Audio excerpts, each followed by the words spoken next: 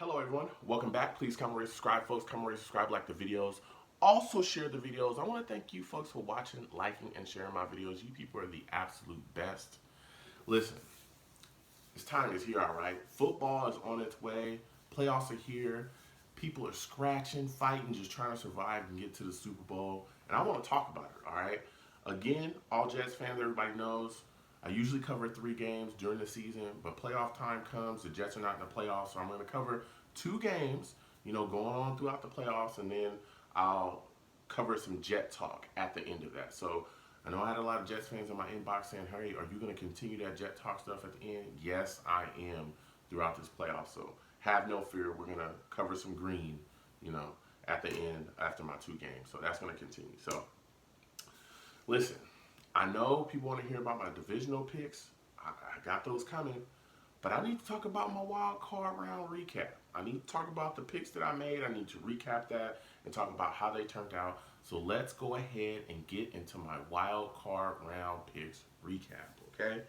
Listen, first game I covered from the wild card round, Titans at Patriots. Took the Patriots in the football game, and I promptly got myself a loss. Titans beat the Patriots 20-13, man.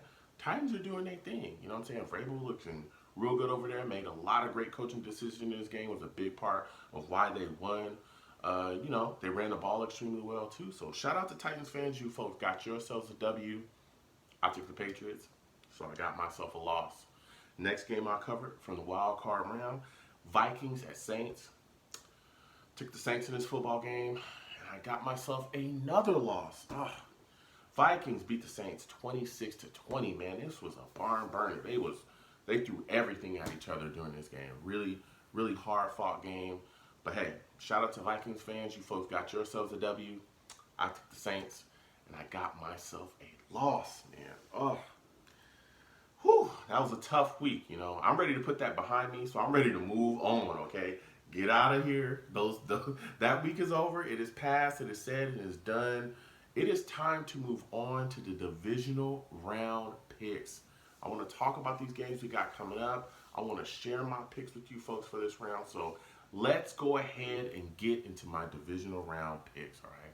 First game I want to cover from the divisional round of the playoffs, Texans at Chiefs. Man, listen, it's going to be a hot one right here. I'm going to start with the Texas side of the football first. And the first thing I think about when I look at the Texans coming into this football game is, you cannot come into this game lethargic like you did against the Bills. You cannot do that. You must start fast.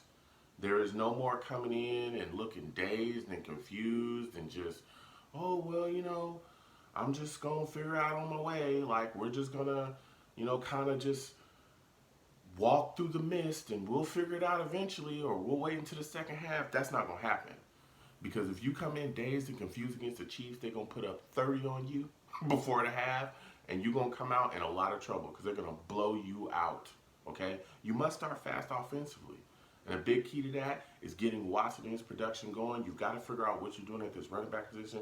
Hyde, Duke Johnson, figure out what you're doing there. I like Duke Johnson a lot. I know Carlos Hyde is a solid back, but Duke Johnson really gives you, a little bit more versatility. He can run the ball. He can also catch the ball coming out the backfield, which could be big, especially against his Chief defense. Dude, start running, getting things going early, some easy throws, quick slant. Get Hopkins involved a little bit earlier. Will Fuller looks like he's going to be back. He's questionable right now, but it's looking like he's going to be back. If he is, that's immediate explosion right there added to the offense. You got to get him involved early. And this is going to be a big game for him coming back, too, because he could really be the key to getting that spark started with this Texans offense early. The Texans got to start fast. That's my big thing for them. They can't come out and just look sleepy like they did. Going to the Chiefs side of the ball, and the first thing I'm thinking is, hey, you got to protect Mahomes. You got to, okay?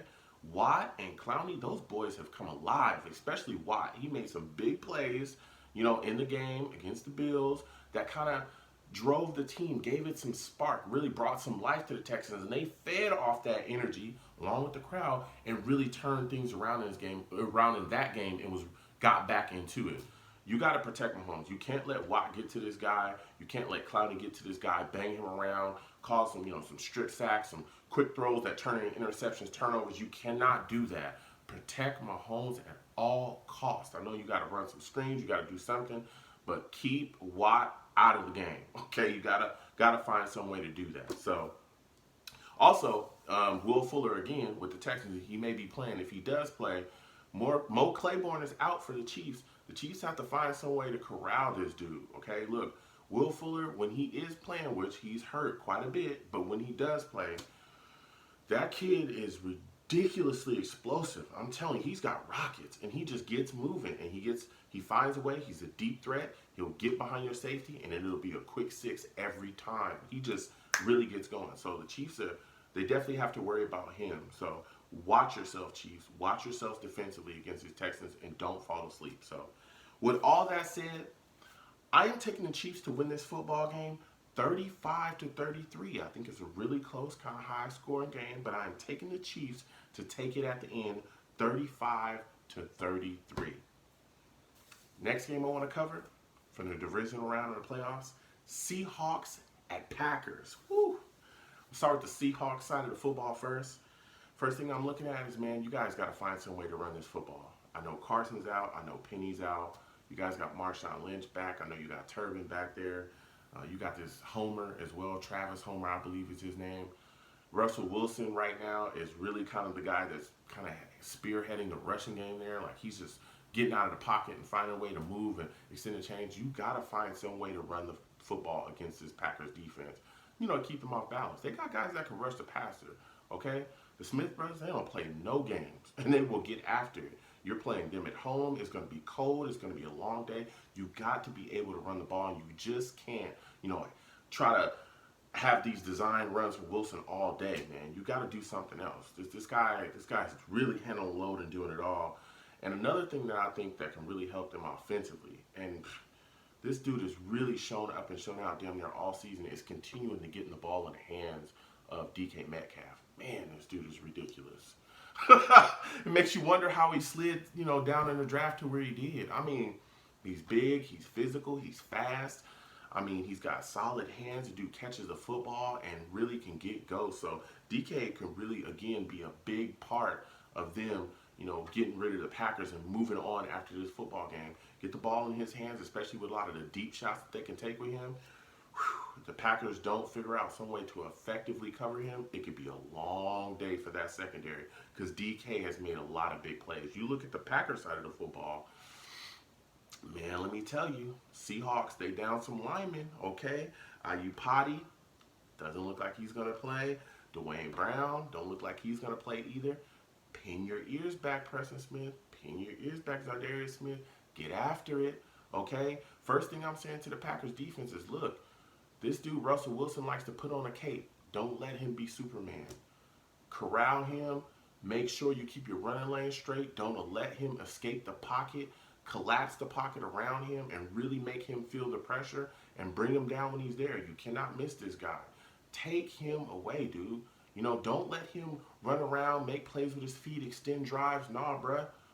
It's going to be a long day for you. Bang him around, dude. And I think when you do that, especially with the fact that, again, the Seahawks kind of looking spotty running the football. They're trying to lean on Marshawn Lynch and all these guys. This could really be a big way for the Packers to break the game open. Don't let Russell Wilson play Superman here. Don't do that, all right? So with all that said, I am taking the Packers to win this football game 28-17. 28-17, I'm taking the Pack. You know what I'm saying? It's cold. They at home. I just think they do enough, man, to really get going and take the game away from the Seahawks. So, again, I am taking the Packers to beat the Seahawks 28-17. Comment down below, folks. Let me know what you folks think about those picks, because now it's time for some Jet talk, baby. Okay? All right, it's time to talk about the Jets. It's time to talk about Green. So let's go ahead and get right into some Jet talk, all right? This week's topic is Le'Veon Bell. Man, let me tell you something. I love Le'Veon Bell. I think he's a great back. I think that he really could give Sam something that we haven't really been able to give him since we drafted him, which is an elite offensive weapon, a guy that he can consistently go to when the times are getting tough, when everything's falling down around him, when we need a first down, get it to Le'Veon Bell, let him do his thing. You know what I'm saying? That's what he should be for our offense. But the problem is, the thing that's standing in the way of Le'Veon Bell being as great as he could be is Adam Gase. And let me tell you something. We've seen this play out all season, where we all know that Adam Gase does not want Le'Veon Bell. He completely has misused him the entire season. It's just really tit for tat with him. Even some of the things that we've seen just going into this offseason where Adam Gase was refusing to answer questions about Le'Veon Bell that were asked, by a Jets beat writer. He just kind of brushed them off, wouldn't answer them, and then Le'Veon Bell responded on Twitter, by quoting the tweet with a GIF of his own. So it seems like he's fed up as well. He's looked like he's been fed up in his pressers after the games, especially when we were losing and he wasn't getting the ball, wasn't really getting opportunities. He even came out and said that he was frustrated about his lack of opportunities within the offense, I believe on his own, podcast. So it's just been ridiculous, honestly, with him. And I think that this offseason, I would be shocked if we did not trade him. I really would. I think that he's going to get traded. And not only do I think he's going to get traded, I think that he's going to get traded, and we're going to have to eat some of his contract to get rid of him because he's making, I think, like $14 million or something a season. So it's going to be tough, man. It really, really is. I think that Le'Veon Bell could really be a big weapon and a big piece for us, but Adam Gase is just not going to let that happen. I think we move on from him, and I think it's going to really hurt Sam. I really, really do, because Le'Veon Bell is exactly what you would want to have if you have a young quarterback that's still trying to, ascend and take that next step, because he's that type of elite weapon that quarterback can lean on. And taking him away from this offense and giving us less explosion, giving us less people that offenses really have to key in and game plan for, that's not a good look for Sam. That's really not a good look at all. But again, I don't expect him to be back next season. I do think that they're going to move him. Even though Joe Douglas has come out and tried to say, I think he's a good player, and just say glowing things about him, we all know that that's not real, because they tried to shop him before the trade deadline, and there were teams calling that were very interested. I know the Chiefs, the Texans, and the Steelers were even interested. So, damn, if you got the Steelers calling for him, like, what does that say? That say they know that he's that guy. So comment down below, folks. Let me know what you folks think about that. How do you feel about Le'Veon Bell? Would you trade him in the offseason? If so, what kind of compensation would you look to get back for him? And would you also be willing to eat some of that contract if you were the general manager? Would you be willing to eat a couple million just so you can move on from him? I think it's a bad idea, but, man, I see the writing on the wall. I really do. And I can't tell you how frustrated I am about it. I'm frustrated about a lot of stuff with this team, but that is definitely, along the top of my list of why I'm so frustrated with what's going on here. So, but with that said, please comment, rate, subscribe, folks. Comment, rate, subscribe, like the videos. Also share the videos. I want to thank everyone that does watch, like, and share my videos. You folks are the absolute best. Listen, football's here. It's playoff time. The Jets are not in, but guess what? Sit down with your families and enjoy yourselves, okay? Have a good time. Get your favorite food, nachos, pizza, whatever it is. Get your favorite beverage, juice, water, a little soda, something like that. And just sit down with your families and enjoy your times, all right? You folks have a good one. Peace.